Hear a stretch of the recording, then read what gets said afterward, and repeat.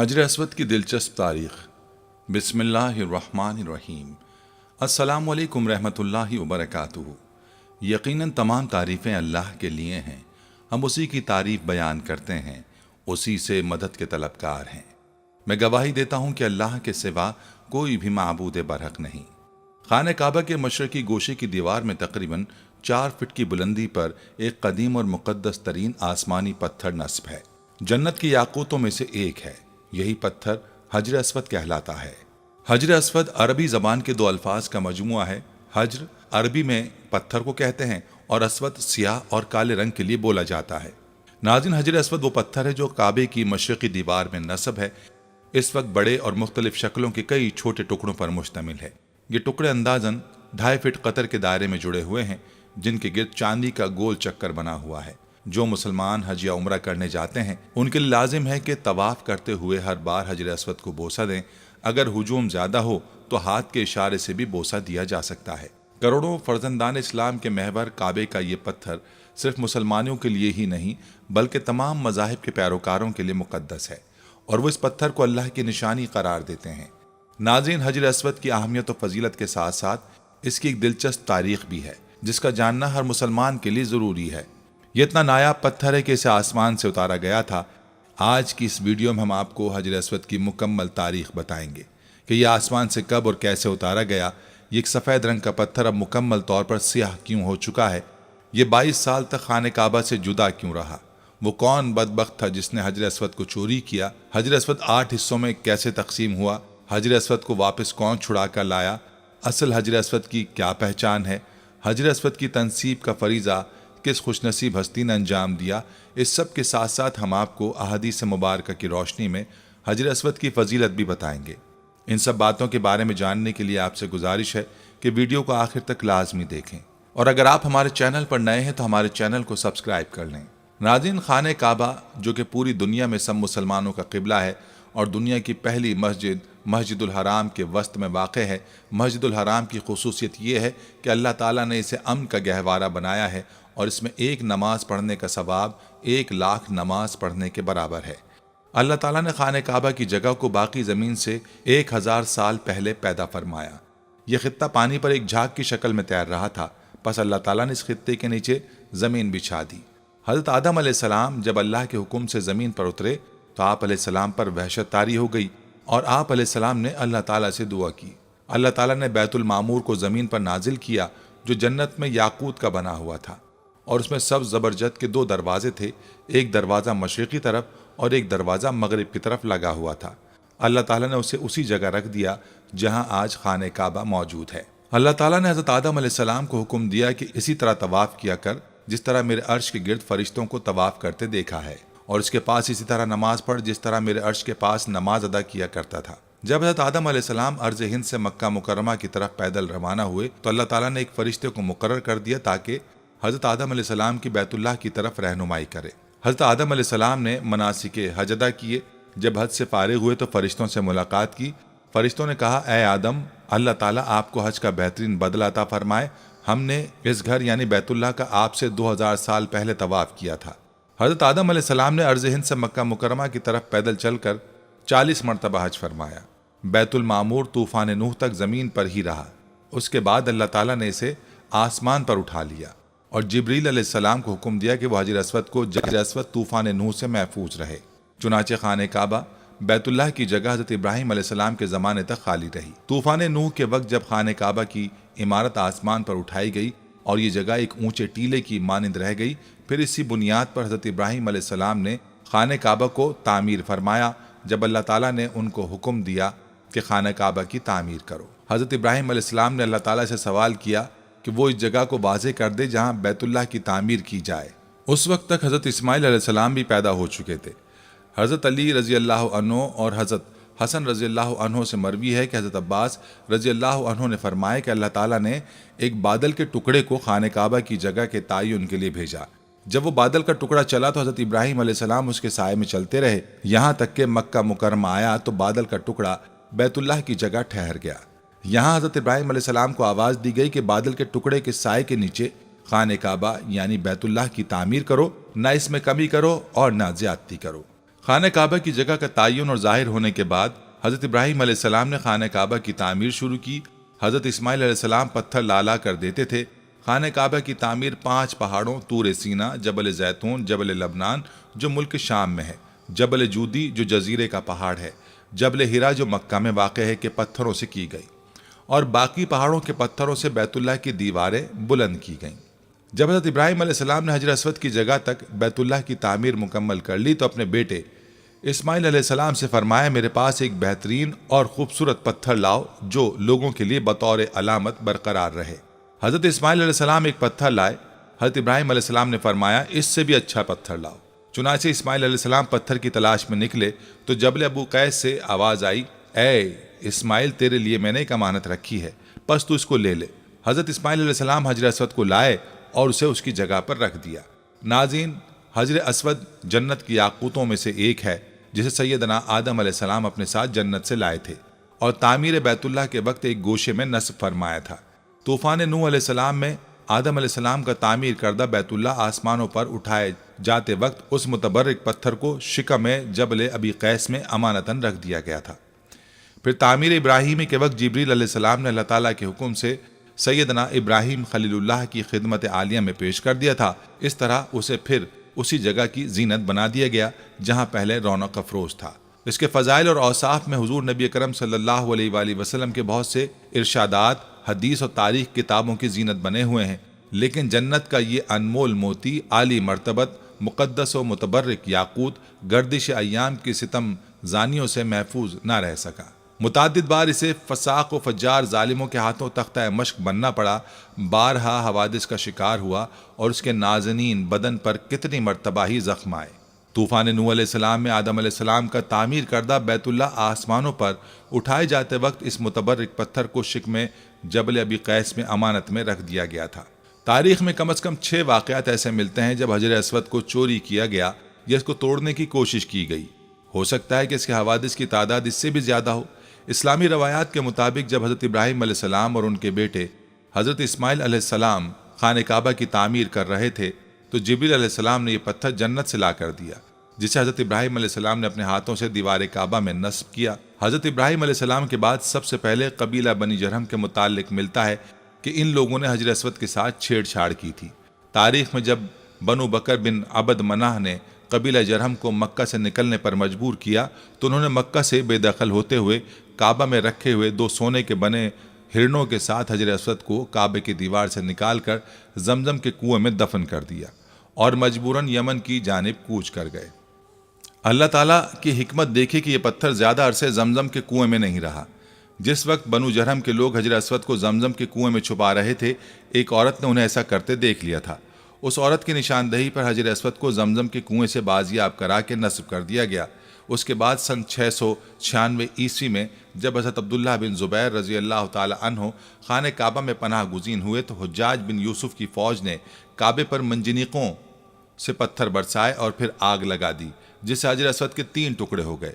عباسی خلیفہ الراضی باللہ کے عہد میں ایک کرامتی سردار ابو طاہر حجر اسود کو اٹھا کر لے گیا اور کافی عرصے بعد اسے واپس کیا۔ ابو طاہر نامی شخص کی قیادت میں کرامتین نے 317 ہجری میں مکہ مکرمہ کا محاصرہ کر لیا اور مسجد الحرام جیسے مقدس مقام پر تقریباً 700 انسانوں کو قتل کیا اور زمزم کے کنویں کو اور مسجد الحرام کے احاطے کو انسانی لاشوں اور خون سے بھر دیا۔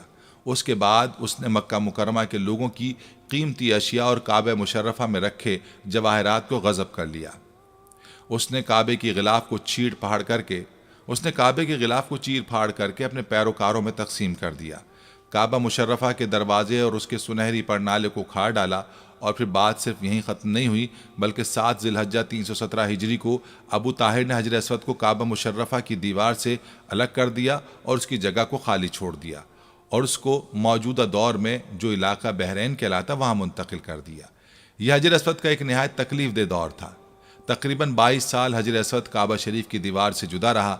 اس دور میں کعبہ مشرفہ کا طواف کرنے والے صرف اس کی خالی جگہ کو چومتے یا اس کا استلام کرتے تھے۔ اس واقعے کی تفصیل سلطنت عثمانیہ کے تاریخ دان قطب الدین نے بیان کی ہے، جس کا خلاصہ یہاں پیش کیا جاتا ہے کہ کرامتی ایک فرقہ تھا جس کے عقائد مرکزی اسلام کے دائرے سے بہت ہٹے ہوئے تھے۔ اس فرقے سے تعلق رکھنے والے ایک جنگی سردار ابو طاہر الجنابی نے بحرین کے شہر حجر میں موجود نام قطیف میں ایک عمارت بنوائی اور اس کا نام دار الحجرہ رکھا۔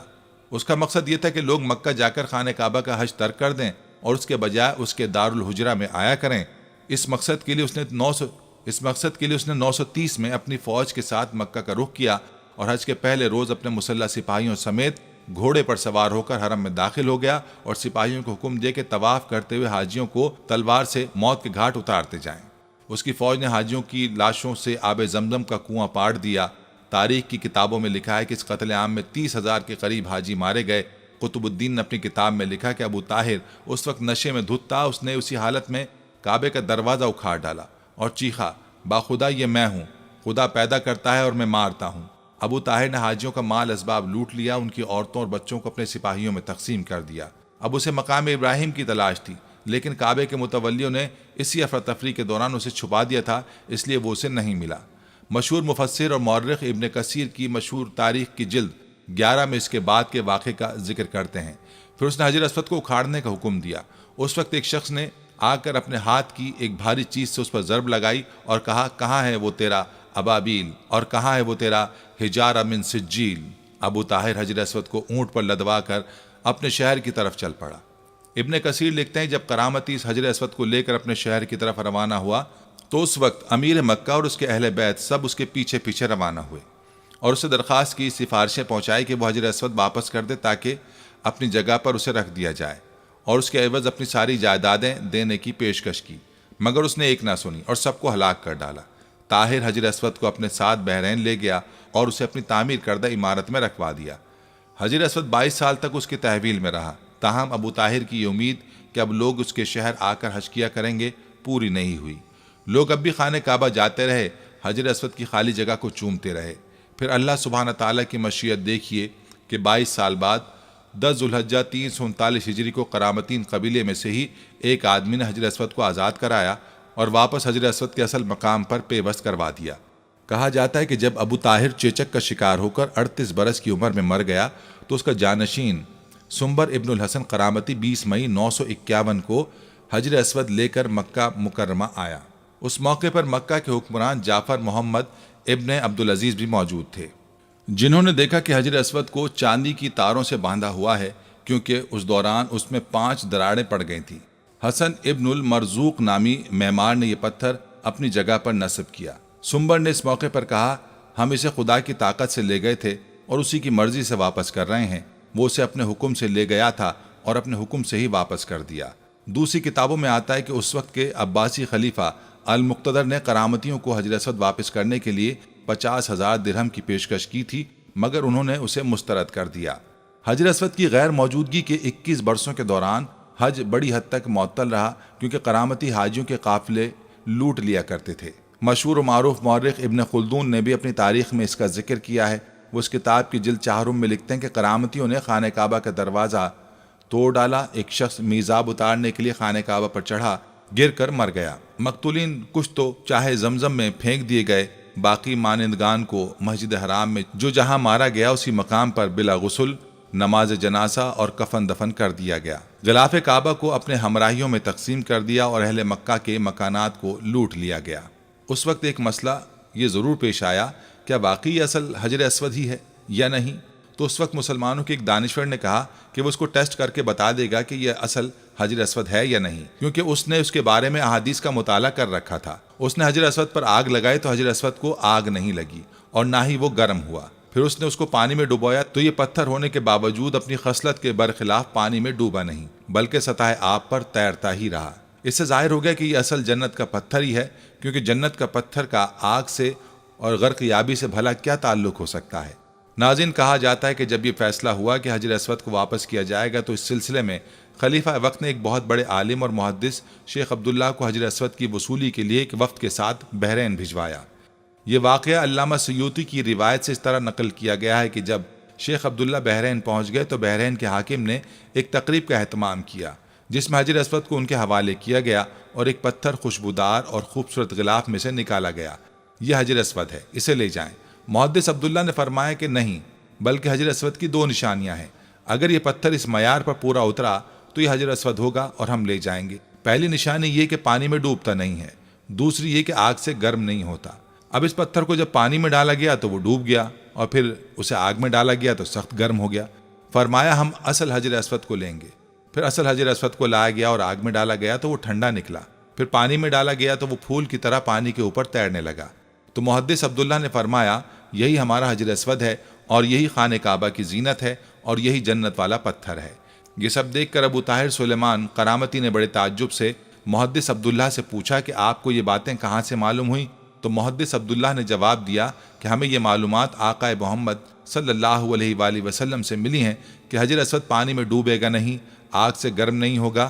اور اس کے بعد جب قافلہ واپس مکہ کی طرف روانہ ہوا تو حجر اسود کو ایک کمزور اونٹنی پر رکھا گیا، جس نے تیز رفتاری سے اسے خانہ کعبہ تک پہنچا دیا۔ حجر اسود کی وجہ سے اس اونٹنی میں زبردست طاقت آ گئی تھی، کیونکہ حجر اسود اپنے مرکز بیت اللہ کی طرف واپس جا رہا تھا۔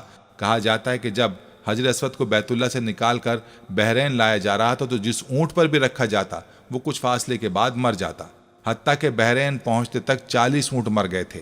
یہ واقعہ تاریخ کی مستند کتاب البدایہ والنہایہ اور المنتظم میں موجود ہے۔ ناظرین، اسی طرح سن 363 ہجری میں ایک رومی شخص نے اپنے کلہاڑے سے حجر اسود پر کاری ضرب لگائی، جس سے اس پر چٹکنے کا ایک واضح نشان پڑ گیا۔ اس نے دوسری شدید ضرب لگانے کے لیے جیسے ہی اپنے کلہاڑے کو اٹھایا، اللہ سبحانہ تعالیٰ کی مدد آن پہنچی، اور قریب ہی موجود ایک یمنی شخص نے جو اس کی گھناؤنی کارروائی دیکھ رہا تھا، چشم زدن میں اس نے اسے قتل کر ڈالا، اور اس کی حجر اسود پر دوسری ضرب لگانے کی خواہش دل ہی میں رہ گئی۔ اس کے بعد 413 ہجری میں فاطمید نے اپنے 6 پیروکاروں کو مکہ مکرمہ بھیجا، جس میں سے ایک الحاکم العبیدی تھا، جو ایک مضبوط جسم کا مالک تھا، سنہرے بالوں والا، طویل قد و قامت والا انسان تھا۔ وہ اپنے ساتھ ایک تلوار اور ایک لوہے کی سلاخ لایا تھا۔ اپنے ساتھیوں کے اکسانے پر اس نے دیوانگی کے عالم میں تابڑ توڑ 3 ضربیں حجر اسود پر لگا ڈالیں، جس سے اس کی کرچیاں اڑ گئیں۔ وہ ہزیانی کیفیت میں اول فول بکتے ہوئے کہہ رہا تھا، معاذ اللہ، کہ جب تک اسے پورا نہ اکھاڑ پھینکے گا جب تک سکون سے نہیں بیٹھے گا۔ بس اس موقع پر ایک مرتبہ پھر اللہ سبحانہ تعالیٰ کی مدد آن پہنچی، اور گھڑ سواروں کے ایک دستے نے ان سب افراد کو گھیر لیا اور ان سب کو پکڑ کر قتل کر دیا، اور بعد میں ان کی لاشوں کو بھی جلا دیا۔ ناظرین، اسی طرح ایک واقعہ سن 990 ہجری میں بھی وقوع پذیر ہوا، جب ایک غیر عرب باشندہ اپنے ہتھیار کے ساتھ مطاف میں آیا اور اس نے حجر اسود کو ایک ضرب لگا دی۔ عین اسی وقت اس وقت کا ایک شہزادہ نصیر مطاف میں موجود تھا، جس نے اسے فوری طور پر موت کے گھاٹ اتار دیا۔ اور پھر سن 1351 ہجری کے محرم کے مہینے میں ایک افغانی باشندہ مطاف میں آیا اور اس نے حجر اسود کا ایک ٹکڑا توڑ کر باہر نکال دیا اور کعبے کے غلاف کا ایک ٹکڑا چوری کر ڈالا۔ اس نے کعبے کی سیڑھیوں کو بھی نقصان پہنچایا۔ کعبہ مشرفہ کے گرد کھڑے محافظوں نے اسے پکڑ لیا اور پھر اسے مناسب کارروائی کے بعد موت کی سزا دے دی گئی۔ اس کے بعد 28 ربیع الاول سن 1351 ہجری کو شاہ عبد العزیز نے اس پتھر کو دوبارہ کعبہ مشرفہ کی دیوار میں نصب کیا جو اس فاتر العقل افغانی نے نکال باہر کیا تھا۔ حجر اسود اس وقت ایک مکمل پتھر کی صورت میں نہیں ہے جیسا کہ یہ جنت سے اتارا گیا تھا، بلکہ حوادث زمانہ نے اس متبرک پتھر کو، جس کو بوسہ دینے کے لیے اہل ایمان کے دل ہر وقت بے چین رہتے ہیں، 8 ٹکڑوں میں تبدیل کر دیا ہے۔ ناظرین، روایات کے مطابق سن 606 عیسوی میں جب رسول اللہ صلی اللہ علیہ وآلہ وسلم کی عمر مبارک 35 سال تھی، سیلاب نے کعبے کی عمارت کو سخت نقصان پہنچایا اور قریش نے اس کی دوبارہ تعمیر کی، لیکن جب حجر اسود رکھنے کا مسئلہ پیش آیا تو قبائل میں جھگڑا ہو گیا۔ ہر قبیلے کی یہ خواہش تھی کہ یہ سعادت اسے ہی نصیب ہو۔ رسول اللہ صلی اللہ علیہ وآلہ وسلم نے اس جھگڑے کو طے کرنے کے لیے یہ طریقہ اختیار کیا کہ حجر اسود کو ایک چادر میں رکھا اور تمام سرداران قبائل سے کہا کہ وہ چادر کے کونے پکڑ کر اٹھائیں۔ چنانچہ سب نے مل کر چادر کو اٹھایا، اور جب چادر اس مقام پر پہنچی جہاں اسے رکھا جانا تھا تو آپ نے اپنے مبارک ہاتھوں سے اس کو دیوار کعبہ میں نصب کر دیا۔ سب سے پہلے حضرت عبداللہ بن زبیر رضی اللہ تعالیٰ عنہ نے حجر اسود پر چاندی چڑھوائی۔ 1268 میں سلطان عبد الحمید نے حجر اسود کو سونے میں مڑوایا۔ 1281 میں سلطان عبد العزیز نے اسے چاندی سے مڑوایا۔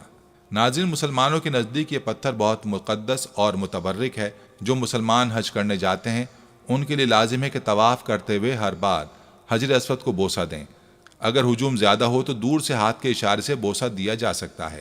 جب خانہ کعبہ کی دیواریں ہاتھ جتنی بلندی تک چن لی گئیں تو حضرت اسماعیل علیہ السلام ایک پتھر لائے جس پر کھڑے ہو کر حضرت ابراہیم علیہ السلام نے دیواریں مزید بلند کرنا شروع کی۔ روایت ہے کہ جوں جوں دیوار اونچی ہوتی جاتی یہ پتھر اپنے آپ ہی بلند ہوتا جاتا تھا، اور جب ابراہیم علیہ السلام اس پتھر پر سے اترنا چاہتے تھے تو نیچے ہو جاتا تھا۔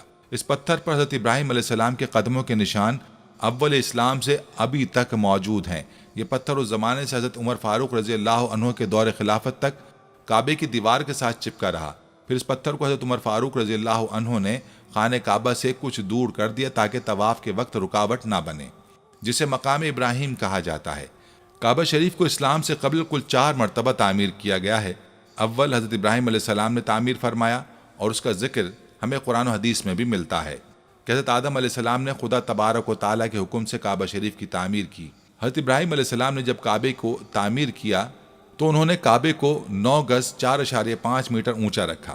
مشرق کی جانب سے بیت اللہ کی لمبائی کو 32 گز یعنی 16 میٹر رکھا، مغرب کی جانب سے 31 گز یعنی 15.5 میٹر، شمال کی جانب سے 20 گز یعنی 10 میٹر اور جنوب کی جانب سے 23 گز یعنی 11 میٹر کی لمبائی رکھی۔ انہوں نے تعمیر کعبہ کے وقت کعبے کی اوپر چھت نہیں بنائی، بلکہ 2 دروازے بنا دیے جو کہ زمین سے بالکل متصل تھے۔ دوسری اور تیسری مرتبہ کعبہ شریف کی تعمیر کی ذمہ داری بنو عمالقہ اور بنو جرہم نے بالترتیب کی اور کعبہ شریف کی تعمیر نو کو تشکیل دیا۔ امام علی ابن ابی طالب رضی اللہ عنہ فرماتے ہیں کہ حضرت ابراہیم علیہ السلام کے تعمیر کعبہ کے بہت زمانے بعد کعبہ معظمہ کی دیوار کمزور پڑ گئی تو بنو عمالقہ نے کعبے کی تعمیر نو کی، پھر ان کے بعد بنو جرہم نے تعمیر کیا، پھر کعبے کی عمارت میں کمزوریاں اور خرابیاں لاحق ہوئیں تو اس کو قریش نے تعمیر کیا۔ چوتھی مرتبہ بنو جرہم کے تعمیر کعبہ کے کچھ زمانے بعد جب عمارت کعبہ معظمہ میں پھر سے خرابیاں لاحق ہوئیں تو قریش نے تعمیر کعبہ کا بیڑا لیا اور کعبے کو تعمیر کیا۔ تاریخ کی کتابوں میں قریش کی تعمیر کعبہ کی وجہ آتی ہے کہ قبیلہ قریش سے ایک عورت کعبے کو روشن کرنے کی غرض سے روشن دان میں کچھ چنگاریاں لے کر جاتی ہے اور اچانک اس میں سے کچھ چنگاریاں اڑ کر غلاف کعبہ کو لگ جاتی ہیں اور آگ پکڑ لیتی ہے، جس کی وجہ سے جدار کعبہ کو کافی خرابیاں لاحق ہوتی ہیں۔ یہ دیکھ کر قریش کے اندر ایک دہشت پھیل جاتی ہے کہ اگر انہوں نے کعبے کی تعمیر نہیں کی تو ان پر عذاب الہی کا قہر آئے گا، اور اسی بنا پر قریش آگے بڑھ کر کعبے کی تعمیر نو پر اکٹھے ہوتے ہیں اور اس کے لیے صرف حلال مال جمع کرتے ہیں۔ حلال مال اتنے وافر میں جمع نہیں ہوتا کہ کعبے کو مکمل بنائے ابراہیمی کی شکل دے سکیں، اسی لیے انہوں نے حجر اسود کی جانب سے 6 گز اور 1 شبر یعنی 3.23 میٹر کم کر دیتے ہیں اور ایک چھوٹی سی دیوار سے گھیر دیتے ہیں کہ لوگ طواف کے وقت اس کے اندر نہ آ سکیں۔ اہل قریش نے تعمیر کعبہ کے وقت کچھ تبدیلیاں بھی کیں، جیسے کہ انہوں نے کعبے کی اونچائی کو 9 گز یعنی 4.5 میٹر سے 18 گز یعنی کل 9 میٹر تک بڑھا دیا، اور ساتھ ہی کعبے کے اوپر چھت بھی ڈال دی گئی۔ باب غربی کو بند کر دیا گیا، جبکہ باب شرقی کی اونچائی بھی کچھ زیادہ بڑھا دی گئی، اور سب سے اہم بات یہ کہ قریش کے کعبے کی اس تعمیر نو میں ہمارے پیارے آقا صلی اللہ علیہ وآلہ وسلم بھی شامل تھے۔ ناظرین، اب یہاں آپ کو حجر اسود کی فضیلت کے بارے میں کچھ احادیث مبارکہ سے سناتے چلیں۔ پیارے آقا کریم صلی اللہ علیہ وآلہ وسلم نے فرمایا، حجر اسود جنت سے آیا ہوا پتھر ہے، یہ دودھ سے زیادہ سفید تھا، بنو آدم کے گناہوں نے اسے کالا کر دیا۔ بعض روایات سے معلوم ہوتا ہے کہ اس مبارک پتھر کا وہ حصہ جو دیوار کے اندر ہے وہ سفید ہی ہے، جیسے کہ حضرت مجاہد فرماتے ہیں کہ جب حضرت عبداللہ بن زبیر نے بیت اللہ کو دوبارہ تعمیر کی غرض سے منہدم کیا تو میں نے دیکھا کہ حجر اسود کا وہ حصہ جو دیوار کے اندر تھا وہ سفید تھا۔ وہ معلوم ہوا کہ گناہوں کے سبب صرف بیرونی حصہ سیاہ ہوا ہے، اور اسی وجہ سے اس کو حجر اسود یعنی کالا پتھر کہا جاتا ہے۔ جب بیت اللہ کی تعمیر اس جگہ تک پہنچی جہاں حجر اسود نصب ہونا تھا تو قریش میں اختلاف پیدا ہو گیا۔ قبیلے کی ہر شاخ کے لوگ یہ چاہتے تھے کہ حجر اسود نصب کرنے کا شرف انہیں حاصل ہو۔ یہ اختلاف اتنا بڑھا کہ نوبت قتال تک آن پہنچی، تلواریں میان سے نکل آئی۔ اتنے میں ابو امیہ مخزومی جو قریش کے معمر شخص تھے اٹھے اور کہنے لگے، ہمارے درمیان اس نزاع کا فیصلہ وہ شخص کرے گا جو کل سب سے پہلے بنو شیبہ دروازے سے حرم میں داخل ہوگا۔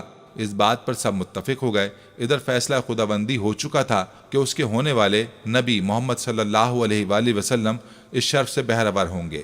چنانچہ اگلے دن سب سے پہلے داخل ہونے والی ذات عالی سرور دو عالم کی تھی۔ لوگوں نے آپ کو دیکھا تو بیک آواز میں کہا، یہ امین ہے، ہم ان کے فیصلے پر راضی ہیں۔ آپ صلی اللہ علیہ وآلہ وسلم کو صورتحال سے باخبر کیا گیا۔ آپ صلی اللہ علیہ وآلہ وسلم نے ایک چادر طلب کی اور دست مبارک سے حجر اسود کو اٹھا کر اس کے درمیان رکھ کر فرمایا، ہر قبیلے کے سردار چادر کے کونوں کو پکڑ کر اس کو وہاں تک پہنچا دے۔ تب آپ صلی اللہ علیہ وآلہ وسلم نے دست مبارک سے اس پتھر مبارک کو اٹھا کر اس کی جگہ پر نصب فرما دیا۔ آپ کے اس حکیمانہ فیصلے پر سب نے رضامندی اور خوشی کا اظہار کیا۔ کعبے کی دیوار کے جس گوشے میں یہ نصب کیا گیا اسے رکن حجر اسود کہتے ہیں۔ کعبہ شریف کی دیوار میں اس پتھر کے ٹکڑے جڑے ہوئے ہیں۔ شروع میں ایک ہی ٹکڑا تھا، مگر کرامتی اور ان کے بعد کچھ ایسے حادثے پیش آئے جن کا تفصیلی تذکرہ ہم اوپر کر چکے ہیں۔ ان کی وجہ سے اس کا ظاہری حصہ ٹوٹ گیا۔ اب اس کے چھوٹے چھوٹے 8 ٹکڑے ہیں۔ ان کا سائز مختلف ہے۔ بڑا ٹکڑا کھجور کے برابر ہے۔ ان ٹکڑوں کو ایک پتھر کے بڑے بڑے ٹکڑوں میں جوڑا گیا ہے اور پھر اس پر چاندی کا فریم لگا دیا گیا ہے۔ یہی وہ ٹکڑے ہیں جن کو بوسہ دینا مسنون ہے، نہ کہ وہ بڑا پتھر جس میں یہ جڑے گئے ہیں، اور نہ چاندی کا وہ خول جو بڑے پتھر پر چڑھایا ہوا ہے۔ حج اور عمرہ کرنے والوں کے لیے حجر اسود کی بڑی اہمیت اور فضیلت ہے۔ حج و عمرہ کرنے والے میقات سے احرام باندھ لیتے ہیں، پھر لبیک اللہم لبیک کہتے ہوئے کعبہ شریف پہنچتے ہیں۔ طواف شروع کرنے کے لیے حجر اسود کی طرف جانا پڑتا ہے۔ تلبیہ پڑھنا بند کر دیا جاتا ہے اور اوپر کی چادر مرد حضرات کو دائیں بغل کے نیچے سے نکال کر بائیں کاندھے پر ڈالی جاتی ہے۔ اس طرح دائیں کاندھا اور بازو ننگا رہتا ہے اور اسے استباق کہتے ہیں۔ اس صورت میں حجر اسود کے سامنے آنا پڑتا ہے۔ حجر اسود بالمقابل آ جائے اور قدرے دائیں طرف رہے، بوسہ دینا ممکن نہ ہو تو دونوں ہتھیلیوں کو حجر اسود کی طرف کرنا پڑتا ہے اور ہتھیلیوں کو پھر چوما جاتا ہے۔ اس فعل کو استعلام کہتے ہیں۔ طواف کرنے کے لیے دائیں طرف رخ کرنا پڑتا ہے۔ بیت اللہ کے گرد چکر لگانا شروع کیا جاتا ہے اور حجر اسود پر آ کر ایک چکر مکمل ہو جاتا ہے۔ حجر اسود پر ازدحام نہ کیا جائے، نہ کسی کی تکلیف کا نشانہ بنے۔ حکومت نے حجر اسود کے پاس بیت اللہ کی دیوار سے ملحق ایک ایسی جگہ بنا دی ہے جس پر ایک منتظم کھڑے ہو کر بوسہ لینے والوں میں نظم و نسق برقرار رکھنے کی کوشش کرتا ہے۔ ناظرین، عورتوں کو مردوں کی بھیڑ میں گھس کر بوسہ لینے کی کوشش نہیں کرنی چاہیے۔ جبکہ حجر اسود کی طرف اشارہ کر کے ہاتھ کا استعلام کیا جائے تو اس وقت آواز بلند نہ کی جائے۔ حجر اسود والے کونے اور خانہ کعبہ کے دروازے کے درمیان جگہ کو ملتزم کہتے ہیں۔ یہ قبولیت دعا کی جگہ ہے۔ اس مقام پر سنت یہ ہے کہ بیت اللہ کی دیوار سے چمٹ کر دعائیں کی جائیں۔ اس جگہ پر انسان اللہ تعالیٰ سے جس چیز کا سوال کرتا ہے اور جس چیز سے پناہ مانگتا ہے، اللہ تعالیٰ اس کو عطا فرما دیتے ہیں۔ ناظرین، یہاں حجر اسود کے متعلق احادیث مبارکہ بھی آپ کو سناتے چلیں کہ عبداللہ بن عمر رضی اللہ عنہ بیان کرتے ہیں کہ میں نے نبی کریم صلی اللہ علیہ وآلہ وسلم کو یہ فرماتے سنا، بلا شبہ حجر اسود اور مقام ابراہیم جنت کے یاقوتوں میں سے یاقوت ہیں۔ اللہ تعالیٰ نے ان کے نور اور روشنی کو ختم کر دیا ہے۔ اگر اللہ تعالیٰ اس روشنی کو ختم نہ کرتا تو مشرق و مغرب کا درمیانی حصہ روشن ہو جاتا۔ سنن ترمذی حدیث نمبر 804۔ حجر اسود اللہ تعالیٰ نے زمین پر جنت سے اتارا ہے۔ ابن عباس رضی اللہ عنہ بیان کرتے ہیں کہ نبی صلی اللہ علیہ وآلہ وسلم نے فرمایا، حجر اسود جنت سے نازل ہوا ہے۔ سنن ترمذی حدیث نمبر 877۔ سنن نسائی حدیث نمبر 2935 میں امام ترمذی رحمہ اللہ تعالیٰ نے اس حدیث کو صحیح قرار دیا ہے۔ امام ترمذی رحمۃ اللہ علیہ نے اس حدیث کو صحیح قرار دیا ہے۔ حجر اسود دودھ سے بھی زیادہ سفید تھا جسے اولاد آدم کے گناہوں نے سیاہ کر دیا ہے۔ ابن عباس رضی اللہ تعالیٰ عنہما بیان کرتے ہیں کہ رسول اکرم صلی اللہ علیہ وآلہ وسلم نے فرمایا، حجر اسود جنت سے آیا تو دودھ سے بھی زیادہ سفید تھا اور اسے بنو آدم کے گناہوں نے سیاہ کر دیا ہے۔ حجر اسود روز قیامت ہر اس شخص کی گواہی دے گا جس نے اس کا حق کے ساتھ استلام کیا۔ ابن عباس رضی اللہ عنہما بیان کرتے ہیں کہ نبی صلی اللہ علیہ وآلہ وسلم نے حجر اسود کے بارے میں فرمایا، اللہ کی قسم، اللہ تعالیٰ اسے قیامت کو لائے گا تو اس کی 2 آنکھیں ہوں گی جن سے یہ دیکھے، اور زباں ہوگی جس سے بولے، اور ہر اس شخص کی گواہی دے گا جس نے اس کا حقیقی استلام کیا۔ سنن ترمذی حدیث نمبر 961، سنن ابن ماجہ حدیث نمبر 2944۔ امام ترمذی نے اس حدیث کو حسن کہا ہے اور حافظ ابن حجر نے فتح الباری میں اس کی تقویت بیان کی ہے۔ حجر اسود کا استلام یا بوسہ یا اس کی طرف اشارہ کرنا یہ ایسا کام ہے جو طواف کے ابتدا میں ہی کیا جاتا ہے، چاہے وہ طواف حج میں ہو یا عمرے میں یا پھر نفلی طواف کیا جا رہا ہو۔ جابر بن عبداللہ رضی اللہ تعالیٰ عنہ بیان کرتے ہیں کہ رسول اکرم صلی اللہ علیہ وآلہ وسلم جب مکہ مکرمہ تشریف لائے تو حجر اسود کا استلام کیا اور پھر اس کے دائیں جانب چل پڑے اور 3 چکروں میں رمل کیا اور باقی 4 میں آرام سے چلے۔ صحیح مسلم حدیث نمبر 1218۔ حجر اسود کا استلام یہ ہے کہ اسے ہاتھ سے چھوا جائے۔ نبی صلی اللہ علیہ وآلہ وسلم نے حجر اسود کا بوسہ لیا اور امت بھی نبی صلی اللہ علیہ وآلہ وسلم کی اتباع میں اسے چومتی ہے۔ اگر اس کا بوسہ نہ لیا جا سکے تو اپنے ہاتھ کسی چیز سے استلام کر کے اسے چوما جا سکتا ہے۔ نافع رحمۃ اللہ علیہ بیان کرتے ہیں کہ ابن عمر رضی اللہ تعالی عنہما نے حجر اسود کا استلام کیا، پھر اپنے ہاتھوں کو چوما اور فرمانے لگے، میں نے جب سے نبی صلی اللہ علیہ وآلہ وسلم کو یہ کرتے دیکھا ہے میں نے اسے نہیں چھوڑا۔ صحیح مسلم حدیث نمبر 1268۔ ابو طفیل رضی اللہ تعالیٰ عنہ بیان کرتے ہیں کہ میں نے رسول اکرم صلی اللہ علیہ وآلہ وسلم کو دیکھا کہ آپ بیت اللہ کا طواف کر رہے تھے اور حجر اسود کا چھڑی کے ساتھ استلام کر کے چھڑی کو چومتے تھے۔ صحیح مسلم حدیث نمبر 1275۔ ناظرین، اگر استلام سے بھی عاجز ہو تو اشارہ کرے اور اللہ اکبر کہے۔ ابن عباس رضی اللہ تعالیٰ عنہما بیان کرتے ہیں کہ رسول اکرم صلی اللہ علیہ وآلہ وسلم نے اپنے اونٹ پر طواف کیا تو جب بھی حجر اسود کے پاس آتے تو اشارہ کرتے اور اللہ اکبر کہتے۔ صحیح بخاری حدیث نمبر 4987۔ ناظرین، حجر اسود کو چھونا گناہوں کا کفارہ ہے۔ اس کے بارے میں ابن عمر رضی اللہ تعالی عنہما بیان کرتے ہیں کہ نبی صلی اللہ علیہ وآلہ وسلم نے فرمایا ان کا چھونا گناہوں کا کفارہ ہے۔ سنن ترمذی حدیث نمبر 959۔ امام ترمذی نے اسے حسن اور امام حاکم نے صحیح قرار دیا اور امام ذہبی نے اس کی موافقت کی ہے۔ ناظرین، حجر اسود کی فضیلت کے لیے یہ بات کافی ہے کہ نبی کریم صلی اللہ علیہ وآلہ وسلم کا دست مبارک اور ہونٹ مبارک اس پر لگے ہیں۔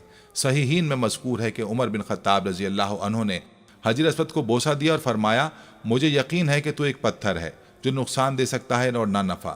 اگر میں نے رسول اللہ کو تجھے بوسہ کرتے ہوئے نہ دیکھا ہوتا تو تجھے کبھی بوسہ نہ دیتا۔ ابن عباس رضی اللہ عنہما سے روایت ہے کہ رسول اللہ صلی اللہ علیہ وآلہ وسلم نے فرمایا اللہ کی قسم، اللہ قیامت کے دن حجر اسود کو اس حال میں لائے گا کہ اس کی دو آنکھیں ہوں گی جن سے دیکھے گا اور زبان ہوگی جس سے باتیں کرے گا۔ جس شخص نے دنیا میں اسے ایمان کی حالت میں بوسہ دیا ہوگا یا ہاتھ لگایا ہوگا یہ اس کے حق میں گواہی دے گا۔ عبداللہ بن عمرو بن عاص رضی اللہ عنہ نے اپنے کانوں پر ہاتھ رکھ کر 3 دفعہ فرمایا میں اللہ کی قسم کھاتا ہوں کہ میں نے رسول اللہ صلی اللہ علیہ وآلہ وسلم کو فرماتے سنا ہے حجر اسود اور مقام ابراہیم جنت کے 2 چمکدار پتھر تھے لیکن اللہ تعالیٰ نے ان کا نور ختم کر دیا۔ اگر اللہ تعالیٰ ان کا نور ختم نہ فرماتا تو یہ زمین و آسمان کے درمیان یا مشرق و مغرب کے درمیان پوری دنیا کو روشن کر دیتے۔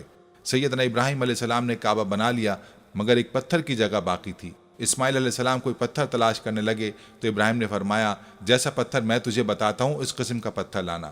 اسماعیل علیہ السلام پتھر تلاش کرنے چلے گئے، جب لے کر آئے تو دیکھا کہ ابراہیم نے اس جگہ ایک پتھر نصب کر دیا ہے۔ پوچھا ابا جان یہ پتھر کون لایا ہے؟ فرمایا یہ پتھر وہ لایا جو تیری تعمیر کا محتاج نہیں، اسے جبریل آسمان سے لے کر آئے ہیں۔ سیدنا عبداللہ بن عمر رضی اللہ عنہ نے حجر اسود کو چھوا، پھر اپنے ہاتھ کو بوسہ دیا اور فرمایا جب سے میں نے رسول اللہ صلی اللہ علیہ وآلہ وسلم کو اسے بوسہ دیتے ہوئے دیکھا ہے اس وقت سے میں نے اسے بوسہ دینا نہیں چھوڑا۔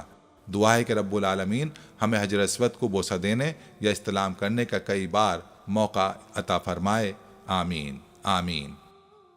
ناظرین، یہ تھی ہماری آج کی ویڈیو۔ ہم امید کرتے ہیں کہ آپ کو ہماری آج کی یہ ویڈیو ضرور پسند آئی ہوگی۔ اگر آپ کو ہماری آج کی یہ ویڈیو پسند آئی ہے تو آپ سے گزارش کرتے ہیں کہ آپ ہمارے چینل کو ضرور سبسکرائب کر لیں اور ساتھ ہی لگے بیل کے بٹن کو بھی پریس کر لیں تاکہ آپ کے پاس ہماری آنے والی مزید معلوماتی ویڈیوز کا نوٹیفیکیشن بر وقت ملتا رہے۔ سبسکرائب کے ساتھ ساتھ ہماری ویڈیوز کو لائک بھی کریں اور اپنی قیمتی رائے کا اظہار کمنٹس میں ضرور کریں۔ کمنٹس میں آپ اپنے سوالات بھی ہم تک پہنچا سکتے ہیں۔ اللہ تعالیٰ آپ کو اپنے حفظ و امان میں رکھے، آمین۔ آخر میں پیارے دوستو، ہر ویڈیو کے اختتام میں ہم نے ایک دعا کا سلسلہ شروع کیا ہوا ہے۔ جو بھی اس دعا میں شامل ہوگا میرا دعویٰ ہے کہ اللہ پاک اس کی تمام جائز حاجات کو پورا کریں گے۔ اپنی دعا کا آغاز درود ابراہیمی سے کرتے ہیں۔ آپ سب دوست اور بہنیں پہلے میرے ساتھ مل کر درود پاک پڑھ لیں اور کمنٹس میں آمین لازمی لکھیے گا۔ اللہ پاک اس آمین کو لکھنے کی برکت سے آپ کی اور میری تمام جائز حاجات کو پورا فرمائیں گے۔ دعا کا آغاز کرتے ہیں۔ بسم اللہ الرحمن الرحیم۔ اللہم صلی علی محمد وعلی آل محمد کما صلیت علی ابراہیم وعلی آل ابراہیم انک حمید مجید۔ اللہم بارک علی محمد وعلی آل محمد کما بارکت علی ابراہیم وعلی آل ابراہیم انک حمید مجید۔ تمام حمد و ثنا رب ذوالجلال کے لیے ہیں، جس کی رحمت سے نا امیدی نہیں، جس کی نعمتوں سے دامن خالی نہیں، جس کی مغفرت سے مایوسی نہیں، اور جس کی رحمتوں کا فیضان کبھی نہیں رکتا۔ اے اللہ پاک، اے اللہ تو پاک ہے، تیرا شکر ادا کرتے ہیں اس اقرار کے ساتھ کہ تیرے سوا کوئی معبود نہیں، تو سب سے بڑا ہے، تیرا کوئی شریک نہیں اور نہ ہی کوئی ہمسر ہے۔ زمین و آسمان پر جتنی بھی مخلوقات ہیں تو سب کا مالک ہے اور تو ہی سب کا پالنے والا ہے۔ اے اللہ پاک، بلا شبہ تو ہم سے محبت کرتا ہے، یہی وجہ ہے کہ تو نے ہمیں ایمان کی دولت سے نوازا اور ہمیں اپنے محبوب صلی اللہ علیہ وآلہ وسلم کا امتی بنایا۔ یا اللہ، اپنے پیارے حبیب پاک صلی اللہ علیہ وآلہ وسلم کے صدقے ہماری زندگیوں کو پرسکون اور آسان بنا دے۔